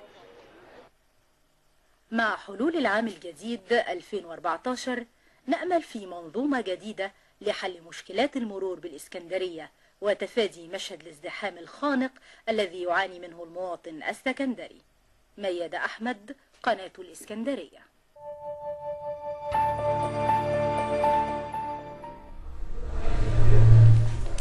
رجعنا لكل مشاهدينا مرة تانية، بنتواصل مع حضراتكم وفي حوارنا عن نهايات وعن نهاية عام 2013 بكل ما فيه هذا العام من جانب مظلم. احنا قلنا الجانب المظلم اكتر شوية، الا ان انا قلت فيه علامات مضيئة في هذا العام وانا ذكرت بعضها. الحقيقة مديرية الشؤون الاجتماعية بالإسكندرية عندها علامات مضيئة، حبينا ان احنا نتوقف عندها وحبينا ان احنا نلفت النظر ونلفت الانتباه اليها، عشان اي حد بيتابعنا مش بس يقول ان احنا متشائمين او بس بنتكلم عن الاحداث السياسية الصاخبة وعن الكثير من الجوانب المظلمة في هذا العام. لا، كان في حاجات كتير مضيئة في هذا العام، ينبغي ان احنا عشان نكون صادقين ومحقين ينبغي ان احنا نلفت اليها، وينبغي ان احنا نتكلم عنها ونظهرها ونبرزها. اسمحوا لنا مشاهدينا نرحب بضيفنا العزيز الاستاذ مجدي فليفل وكيل وزارة الشؤون الاجتماعية بالإسكندرية. استاذ مجدي اهلا بحضرتك معانا. كل سنة وحضرتك طيب، وان شاء الله عام جديد سعيد يعني قدامه ساعات ويبتدي، يا رب يكون عام سعيد وكله خير وبركة على مش مديرية الشؤون الاجتماعية بس، علينا كلنا وعلى كل أجهزة ومؤسسات الدولة. بإذن الله. طيب خلينا نقول انه مديرية الشؤون الاجتماعية لها اختصاصات ولها أنشطة يعني كثيرة قد لا يدركها البعض. مديرية الشؤون الاجتماعية حضرتك قلت ان هي عبارة عن 22 إدارة فنية و58 مجال وظيفي. تمام. البعض وهو بيتابعنا ممكن يقول ان الحكاية حكاية معاشات، الحكاية حكاية أسر بديلة، الحكاية حكاية بعض الجمعيات. دي كانت من المفاهيم المغلوطة، لكن واضح 22 إدارة و58 مجال وظيفة، لازم توضحهم لنا بقى. هي من أعقد المديريات، لأن أي مديرية في أي قطاع، مثلا القطاع الصحي بيخدم الجانب الصحي، القطاع التعليمي بيخدم الجانب التعليمي، احنا بنخدم الإنسان في صورة متكاملة، ما بنقدرش نجزأ الجانب الاجتماعي عن النفسي عن الصحي عن الاقتصادي، وبنحاول نكمل دور الغير، وفي ذات الوقت بنحاول ان احنا نوجد التكامل والتنسيق والتعاون للاستفادة من سائر الخدمات الأخرى الموجودة في المجتمع. وبنعمل في إطار مثلث شراكة التنمية، اللي هو الشق الحكومي باعتماداته الحكومية، الشق الأهلي اللي هو بيمثل منظمات المجتمع المدني، وعندنا بيمثلوا بصفة رئيسية الجامعات الأهلية التطوعية في الإسكندرية بصفة خاصة، وفي ذات الوقت عندنا الشق الثالث اللي هو قطاع المجال التجاري أو رجال الأعمال. طيب هي مجالات وظيفية كثيرة هنحاول النهاردة ان احنا نلقي الضوء عليها ونوضحها، لكن اسمح لي حضرتك في البداية نقول عام 2013 نعم. يعني من الواضح ومن خلال حواري مع حضرتك قبل ما نبتدي في لقائنا انه كان في انجازات، ودي حاجة تبشر بالخير. الحقيقة انا عايزة اقف عندها وعايزين نطول فيها. انجازات المديرية في عام 2013 في كل الأنشطة، لو ينفع حضرتك تستعرضها لنا هنبقى يعني أسعدنا المشاهد. نعم. يعني لأن هو بالنسبة لنا احنا بيعتبر عام دسم، لأن جسامة الأحداث وسرعتها وتلاحقها استوجبت علينا في إطار الإحساس أو إدراك المسؤولية الاجتماعية إن احنا لازم نلاحق كل ذلك، لأن احنا بنعمل في إطار البعد الوقائي والبعد العلاجي، وفي ذات الوقت لازم يكون في شيء من البعد الإنتاجي أو التنموي. دي كناحية بنجمع ما بين كل القطاعات اللي أنا ذكرتها في مثلث شراكة التنمية. وبالنسبة لنا بس في هنا التقييم، أنا عشان نكون على قدر من الصدق والثبات فيه أو على أساس المنهج العلمي في العمل، هو التقييم بالنسبة لنا لا يعد كمي فقط، لكن هو بيعد كمي وكيفي في الإطار التفاعلي، بحيث ان هو بيساهم معايا في تحقيق بدءا من الحفاظ على كيان وكرامة الفرد وتماسك الأسرة وتدعيم البنيان الاجتماعي تحقيقا للاستقرار ومساهمة في إقرار السلام الاجتماعي بصفة عامة. ودي رسالتنا، لأن هو إحنا بالنسبة لنا الشؤون الاجتماعية هي بتعد رسالة ما بتتطلبش مهني. يعني هي طبعا ليست وظيفة غير عادية، مؤمن، هي فيها جانب إنساني كبير لهذه طبعا هي كلها جوانب إنسانية، وفي ذات الوقت بتصب في بوتقة الصالح العام وإطار المسؤولية الاجتماعية المتوازنة. أنا دايما أركز على النقطة ديت، لأن اللي بيتكلم عن الحقوق المفروض ما ينساش الواجبات طبعا، وبحيث ان انا مش يجيني واختزل رساله شؤون الاجتماعيه في يوم من الايام، او انا جيت اسكندريه لقيتها مختزله في الضمان الاجتماعي. للاسف ده قسم للناس واحد من ال 58 قسم. من ال 58 قسم، 58 قسم دي حاجه مش شويه. طيب نستعرض مع بعض اهم الانجازات يا استاذ. فالحمد لله وصلنا الى درجه كبيره بفضل ربنا سبحانه وتعالى، وان كان عقل الانسان، لان الانسان ماشي بالامور المعياريه او المنهجيه، يعني طالما في احسن ما بنرضاش عن نفسنا، بنطمح الى تحقيق الاحسن، لكن في عوامل متعلقه مش خاصه بينا لا يمكن التحكم فيها، لانها خاصه بمتغيرات المجتمع في حد ذاته. وطبعا احنا بنخدم كل الفئات، بدءا من الفرد، الاسره، الجامعات، بالنسبه للمجتمع زي جامعات الانديه والحاجات ديت، المجتمعات المحليه بانواعها، برضو كافة المشكلات. ما بنعملش في إطار الحاضر، ده احنا بنرجع للإطار التطوري عشان نستفيد، لأن لو ما فهمتش الحالة اللي قدامي مش هفهم أحط خطة علاج سريعة، وأفهم إن أنا أتابع التنفيذ لخطة العلاج بالتكامل والتنسيق ما بين كل خدمات المنظومة الاجتماعية اللي المفروض هذا المفهوم يسود على مستوى الجمهورية في الشؤون الاجتماعية.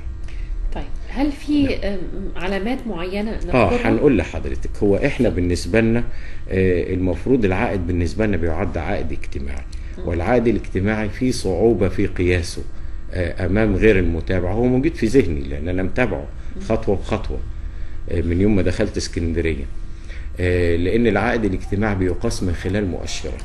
في نفس الوقت الفئات اللي احنا بنخدمها بتعد فئات متناثره أو منتشرة على مستوى كل فئات المجتمع بلا استثناء. عملنا في إطار البعد الاجتماعي كمان، الحتة اللي أنا بعض الثوابت اللي أنا بحب أركز عليها، عملنا في إطار البعد الاجتماعي بمنظوره الإنساني الشامل، ليس له علاقة بالبعد السياسي، لأن الأبعاد السياسية بيبقى لها أهداف أخرى. إحنا خدمتنا هو الإنسان في هذا المجتمع تقديرا لكرامته، لأن إحنا منطقة القيم اللي أول منطقة ربنا سبحانه وتعالى فضلها ونبعت منها كرامة الإنسان. يعني ده تعقيبي على اتفضل. طيب أنا عايزة بس أوضح للمشاهد إن إحنا أطفال الشوارع، نعم، الأطفال مجهولي النسب، تمام، الأطفال نتاج التفكك الأسري، بنخدمه إحنا كل دول، المعيلة، تمام، كل دي جهات حضرتك. في ظواهر عندنا بتعد تقليدية وظواهر غير تقليدية. طيب في عندنا بند المعاشات، نعم، بند الجمعيات، أنا بتكلم عن الحاجات تمام اللي معروفة للناس. أيوة، أنا كل ده من اختصاص الشؤون الاجتماعية. نعم. هو طيب، ده يمكن حصاد العام. ما شاء الله. أنا سعيدة جدا بالمديرية عندكم الحقيقة لما كل ده الحصاد بفضل طيب الله سبحانه وتعالى. وفي إطار المعيار الاجتماعي، المعيار العلمي الصح في التقييم.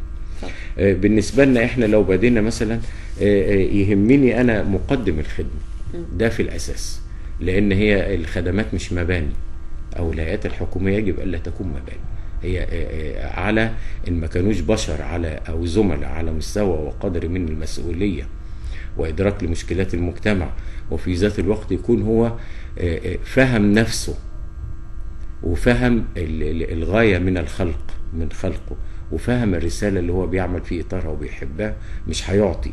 في ذات الوقت إن ما كانش هو فهم نفسه مش هيقدر يفهم الغير، وعدم فهم الغير تؤدي إلى بتر عملية المساعدة، عدم اكتمال. اتفضل يا أستاذ.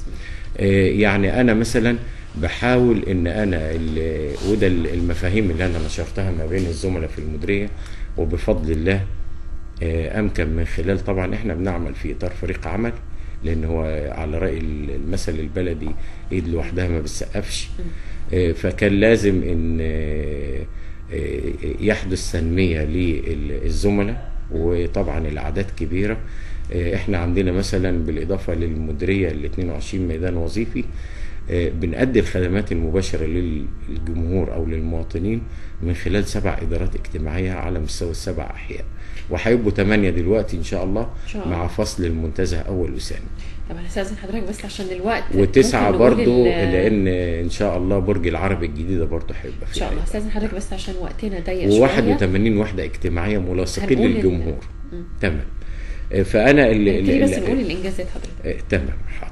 هو بالنسبه لنا طبعا هو كان لازم في تنميه حته التدريب ورفع الكفاءه للزملاء، ودي تمت بفضل الله ب 98 دوره استفاد منها 744. كان مجهود المديريه، مجهود التنظيم والاداره، مجهود مركز النيل للاعلام معانا، ومجهود الوزاره بالطبع. على المستوى النواحي الفيزيقيه او بنجهز في عدد 2 قاعه اجتماعات ومؤتمرات حديثه بحيث انها تتناسب والاحتياجات. خصصنا بالتعاون مع سياده المحافظ والمجلس التنفيذي 600 متر ان شاء الله جالهم بدءا من السنه دي. هنبتدي بس من الربع الثالث والرابع في الموازنه، هنبتدي بدايتهم لانشاء مركز اغاثه في حالات الكوارث والنكبات والطوارئ الطبيعيه والعامه. دي حاجه جديده دي. ديت للاغاثه في حالات الكوارث والنكبات والطوارئ، زي موضوع العمارات والحاجات دي كلها اللي بيبقى لنا دور فيها متكامل مع الاجهزه الاخرى والقطاعات في ان شاء الله باذن الله. نسقنا مع هيئه المساحه ان شاء الله وبنخصصهم في حدود 632 متر عشان ننشئ مركز مجمع خدمات متكامل في شارع 45، وان شاء الله في طريقنا للانتهاء من هذا الموضوع. برضه نسقنا مع هيئه المجتمعات الزراعيه ب 126 متر تبرع لانشاء وحده اجتماعيه بقريه ابيس ال7. طورنا وحدثنا 17 وحده اجتماعيه وحدث ترميم وصيانه ل5 اخرين. ده على المستوى ده كده في 2000 بنتكلم عن الحاجات اللي خلصت. طبعا غير العمل بحيث ان انا لازم احقق كرامه الزميل بالاسلوب المهني، وبحيث اني اصل الى ان هو يشعر بكيانه وذاته عشان يشعر بيد حاجه الاخرين الى الخدمه.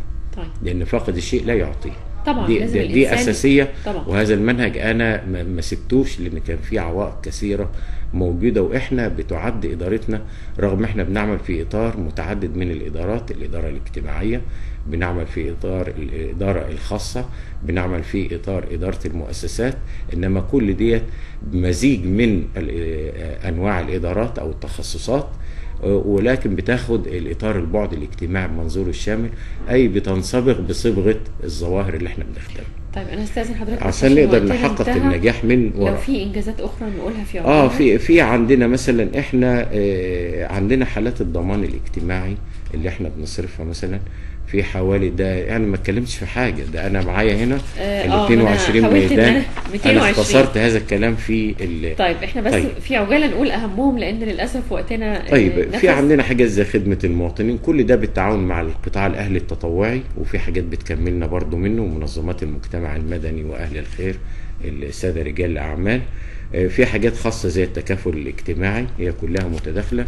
في عندنا الضمان الاجتماعي حوالي 55,000 حاله، يعني احنا دلوقتي بنخدم اكتر من 120,000 اسره من خلال الجهود الحكوميه او الاعتمادات الحكوميه والجهود الاهليه معا من خلال منظمات المجتمع المدني اللي بتمثل الجامعات الاهليه 65% منها. دي كناحيه. في عندنا برضو اداره التنميه الاجتماعيه، والإدارة دي بتعمل على محاور منها المتابعة والتوجيه للجامعات المشارة في مجال التنمية، وفي ذات الوقت بالنسبة للمرأة المعيلة من خلال القروض الصغيرة أو الدوارة من 3 ل 5000، وديت بتجينا عن طريق الوزارة. وفي عندنا مثلا وحاجات زي محو الأمية، حاجات زي كده، بالإضافة لرسالة الجمعيات ديت، لأن احنا قلنا 17 ميدان فني بتعمل فيهم هذه الجمعيات، آخرهم ميدان حقوق الإنسان، وسبقوا ميدان حماية البيئة ورعايتها والحفاظ عليها. أستاذ مجدي أنا غير الجامعات الأهلية، هو أنا بس عندنا أنا هخلص سريعا في الوقت. غير الخدمة العامة، احنا عندنا مجال الخدمة العامة طبعا بيستفاد منه، غير مجالات الدفاع الاجتماعي ضد الجريمة والانحراف والإدمان، دي باختصار. كل ديت وطبعا لها اعتمادات، والدولة لها مساهمة، لأن احنا عندنا 170 مشروع. الدولة لما بتنشئ مشروع في الشق الاجتماعي احنا ما بندروش، ده احنا بنستنده للجمعيات الناجحة، وقد يكون باقتراح منه ونصعده وبيتم تنفيذه وتوفير الاعتمادات ليه من الألف إلى الياء. حتى بندعم، القانون سمح لنا بتدعيم بالموظفين ذوي الخبرة واللي يصب على الجامعات الأهلية تدبيرهم. في عندنا الأسر المنتجة والتكوين المهني، وده بعد طبعا بيلزم تنشيطه، وده في اطار البعد الانتاجي. في عندنا الانديه الاجتماعيه والثقافيه دي كناحيه. في عندنا تاهيل ذوي الفئات الخاصه والمعوقين، وديت احنا يعني لنا فيها باع طويل بفضل الله، وعندنا لا يقل عن 10 جمعيات مشهره في هذا الميدان. والسنه دي كان لنا لمسه بفضل الله تذكر مع اخينا الكريم استاذ دكتور حسام المساح، اللي هو كان عضو في اللي هو لجنة ال50 لوضع الدستور، وكان لنا دور في تنبيه الأذهان لضرورة وضع قصار القامة على قائمة المعوقين لظروف. استاذ مجدي، انا هستأذن حضرتك، بس احنا هنتواصل مع حضرتك ان شاء الله في لقاء قادم. طيب لان احنا وقتنا طب سريعا في شؤون المرأة، في عندنا مجالات الأسرة والطفولة بما فيها المسنين، في حاجات كتيرة يعني. انا عارفه ان هي حاجات كتير، بس مش عايزه اختصرها في وقت قليل. طيب احنا بس انا هدعو من خلال حضرتك لحاجه لو سمحتي لي دقيقتين 2.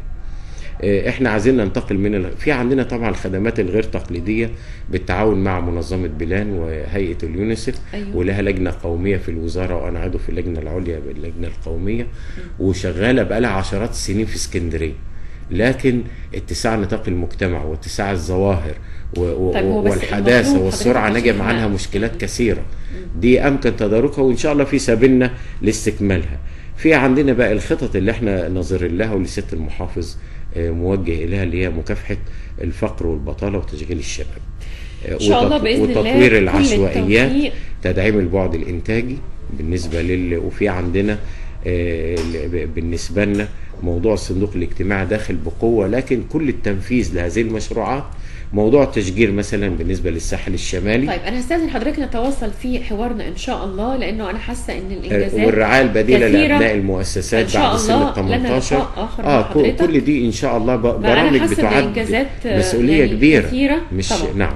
استاذ مجدي فليفل وكيل وزاره الشؤون الاجتماعيه بالاسكندريه، بشكر حضرتك جدا، بهنيكوا على هذه الانجازات في 2013 وللحديث بقيه ان شاء الله، بس هيكون في 2014 ان شاء الله باذن الله. كل سنه وانتم لان احنا في حاجات كتير خير واستقرار ان شاء الله. ان شاء الله علينا وعليكم. بشكر شكرا، تسلم، كتر خيركم.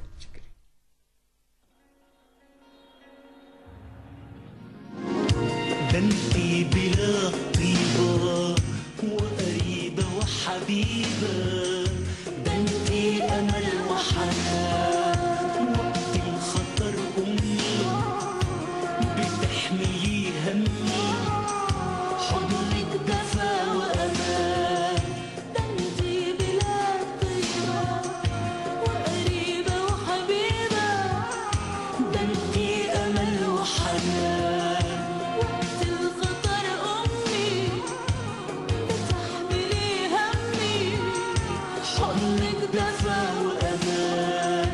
ليكي أنا غنيت يا بنيتي وناسي، إذا كنت مرة جنيت حقك على راسي.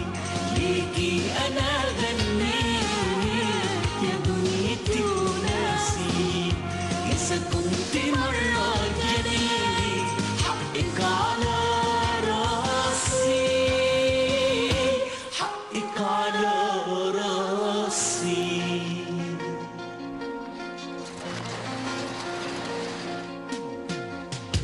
لا نسيت ولا بنسى قلبك لمس لمسة، قلبي اللي داب أحلام وبلادي ضميني، حضنك بيحميني من الغربة والأيام.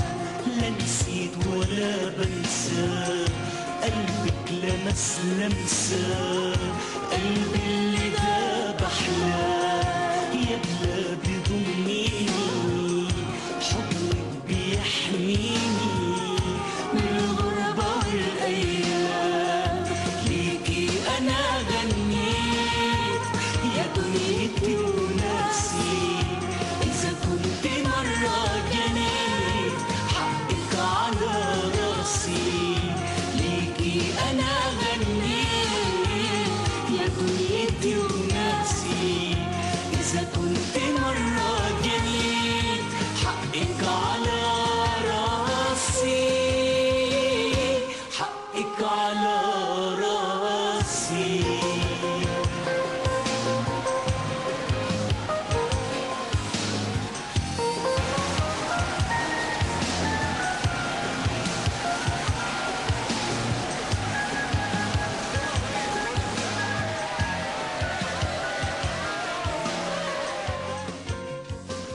عايز يولع في البلد بالطريقه دي، انا مش عايز.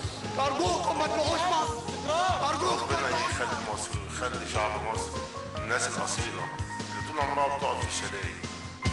حقك على راسي.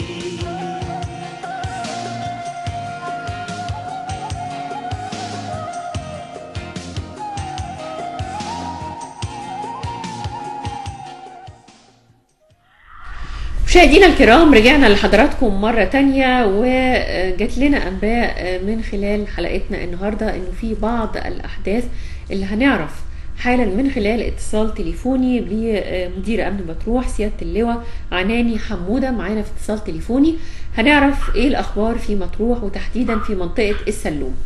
سيادة اللواء عناني حمودة، أهلا بحضرتك معانا. اهلا يا فندم، اهلا بحضرتك. سيادة اللواء، وردت إلينا أنباء إنه في بعض المشاكل أو بعض الأحداث اللي محتاجين إن احنا نعرف تفصيلات عنها في منطقة السلوم.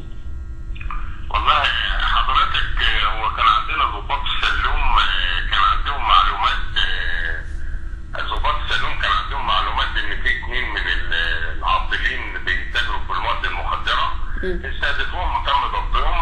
تجمع بعض من أهاليهم ويحاولوا يهربوا المتهمين لما يتمكنوا، ثم توجه الضباط بالمتهمين للقسم. تجمع عقب ذلك اهالي المتهمين وبعض الخارجين على القانون، وقاموا برش القسم بالحجاره واطلاق بعض الاله الناريه في اتجاه الاسم.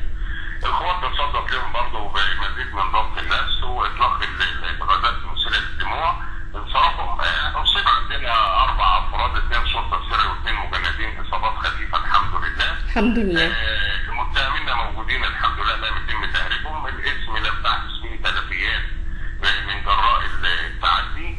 تدخل العقلاء وجري استيعاب الموقف وجري عمل المحضر اللازم والعرض على النيابه بالمتهمين سواء بالمحرض او المحرضين او المشتركين في اعمال العنف اللي كانوا عايزين يقتحموا الاسم، ولكن الحمد لله كانت محاوله فاشله نظرا لياقه القوات، وقواتنا كانوا واقفين رجاله بدافعوا عن الاسم. فانا بطمن حضرتك الامور هاديه وتحت السيطره. الحمد لله. وأسأل حضرتك برضو الأخبار بكرة إيه بالنسبة للتجهيزات والاستعدادات الأمنية بالنسبة ليوم غدا؟ جمهورية مصر العربية كلها مستعدة من الناحية الأمنية غدا. يا ترى مطروح أخبارها إيه والسلوم وكل القرى اللي تابعة لمحافظة مطروح؟ والله إحنا مطروح وجميع مراكز المحافظة الحمد لله في استنفار أمني بالنسبة للقوات على مستوى المحافظة، في تأمين كامل لجميع الكنائس بمجموعات مسلحة وقوات نظامية وسرية بالتنسيق مع القوات المسلحة بمطروح والمنطقة الغربية والمنطقة الشمالية. بالنسبة طبعا المنشآت الهامة كلها مؤمنة الحمد لله، سواء منشآت شرطية أو منشآت المواطنين. في تنسيق كامل مع السيد المحافظ ومع القوات المسلحة. فأنا بطمن حضرتك إن شاء الله إجراءاتنا الأمنية متخذة، قواتنا على قوة الاستعداد وبحال استنفار. إن شاء الله اليوم هيعدي بإذن الله مثل جميع الأيام، وإن شاء الله ما يحصلش عندنا أي حاجة تقل بده. إن شاء الله بإذن الله. سيادة اللواء عناني حمودة مدير أمن محافظة مطروح، بشكر حضرتك جدا، وكل سنة وكل أهالي محافظة مطروح وحضرتك طيبين وبخير وعام جديد سعيد إن شاء الله. شكرا يا فندم. شكرا. مشاهدينا الكرام، بنرجع لحضراتكم مرة تانية وبنتواصل من خلال حلقتنا. وكلنا دايما في نهاية عام وفي بداية عام بيبقى عندنا أحلام وبيبقى عندنا طموحات. وأنا قلت من البداية إنه الأحلام دي قد تكون أحلام وطموحات شخصية، قد تكون أحلام وطموحات سياسية لبلدنا مصر الحبيبة. كل واحد عنده فكره الخاص به. فوداعا لعام 2013 واستقبال إن شاء الله سعيد لعام 2014. وفي إطار هذا الموضوع لازم نتكلم طبعا مع متخصص في فكر ونفسية كل شخص ممكن يكون بيفكر في ايه دلوقتي ومتوقع ايه، وتوقع كل واحد هيكون تأثيره ايه على نفسه. يعني اللي توقعه ايجابي ده هيأثر عليه بايه، اللي توقعه سلبي ده هيأثر عليه بايه، وكل ده في اطار منظومة واحدة كلنا عايشين فيها هي ارض مصر الحبيبة. اسمحوا لنا مشاهدينا نرحب بضيفنا العزيز الدكتور لطفي الشربيني، استشاري الطب النفسي. اهلا بحضرتك معنا يا دكتور. اهلا وسهلا، وسعيد انكم بتفتكروا النواحي النفسيه انا شايف دي يعني دي حاجه أهم ايجابيه، حاجة النواحي النفسية يا دكتور. شيء ايجابي في اعلام اسكندريه ان هو يعني الحقيقه النواحي النفسيه ما بيغفلهاش حتى في المواقف الصعبه. انت شايف حضرتك الموضوعات الجاده اللي بتتابعوها هو طبعا والموضوعات واللي بنتحدث الساخنه فيها واللي بنشوفها على طول على شاشه التلفزيون. انما كل دي لها جوانب نفسيه على فكره، يعني جميع الاحداث اللي بتحصل بما فيها الاحداث الساخنه اللي احنا بنمر بيها على طول، والاحداث المتلاحقه بقى اللي هي الناس مش قادره تتابعها ده دلوقتي. الاحداث كل ساعه. نعم. يعني احنا واحنا قاعدين سمعنا خبر عن مطروح، ويعني الاحداث ورا بعضها. يعني بقت دلوقتي ايقاع سريع جدا وايقاع صعب جدا على الشخص العادي.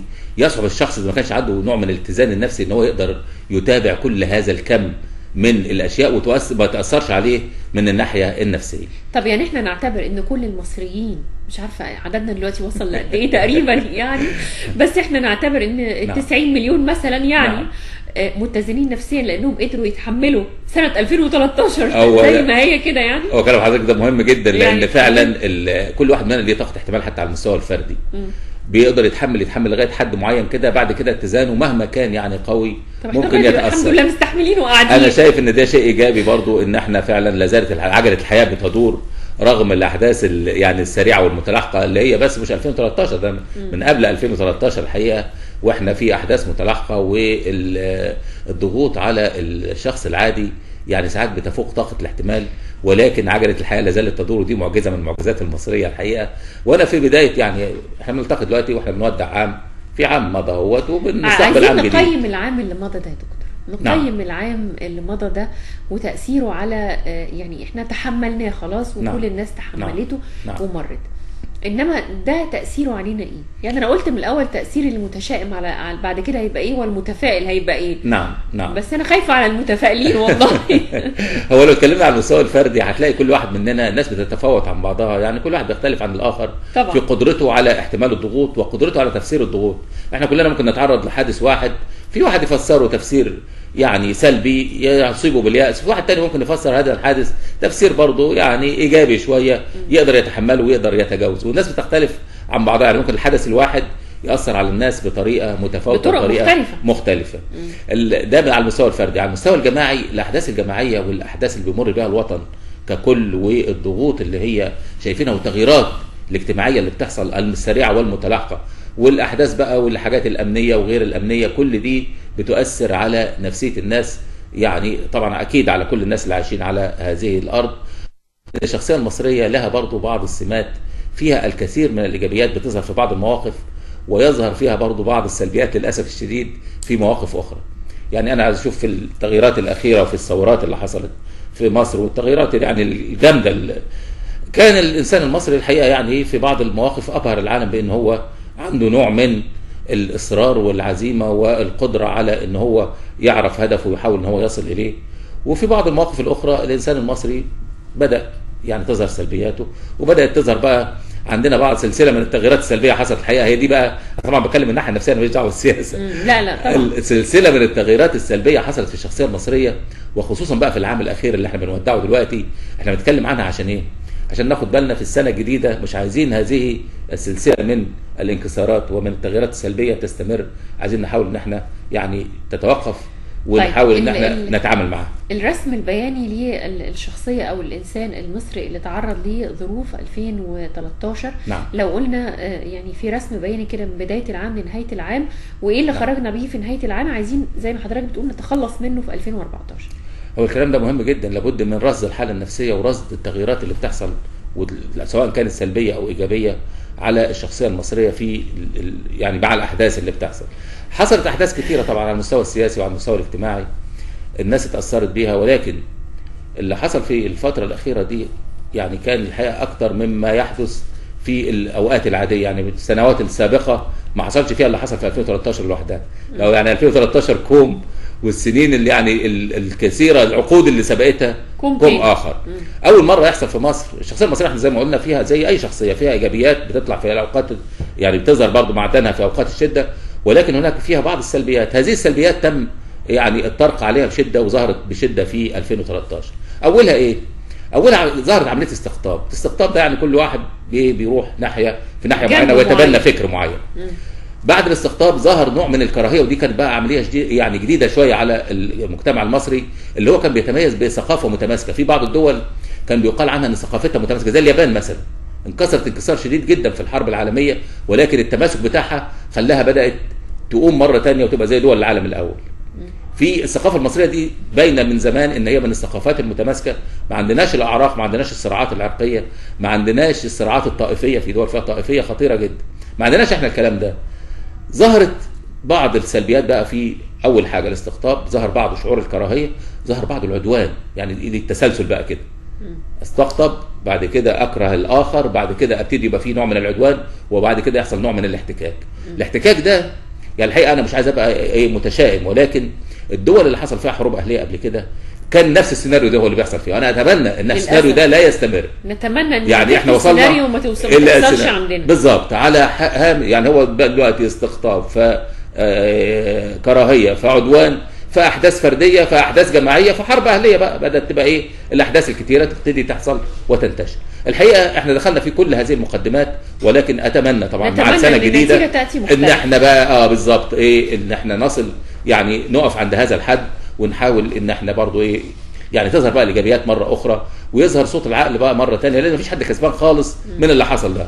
يعني لو اي حد فكر، اي حد على المستوى الفردي او على المستوى الجماعي كان في الاحداث الاخيره كده وفكر ماذا جنينا من الاحداث اللي حصلت المتلاحقه دي، ومن الاحتكاكات اللي حصلت بيننا وبين بعض، والمناقشات بقى السياسيه اللي هي بين الناس وبعضها التي لا تنتهي حتى وقتنا الحالي. دي كانت عميقه جدا لدرجه انها وصلت للاسره الواحده، عملت فيها نوع من الانفصال داخل الاسر فعلا، وداخل الاسره الواحده فيها اكتر من اتجاه، كل واحد باتجاه، وبعدين يعني مفترض انه يكون في اكتر من اتجاه، ولكن كيف نتعامل مع هذا الاختلاف؟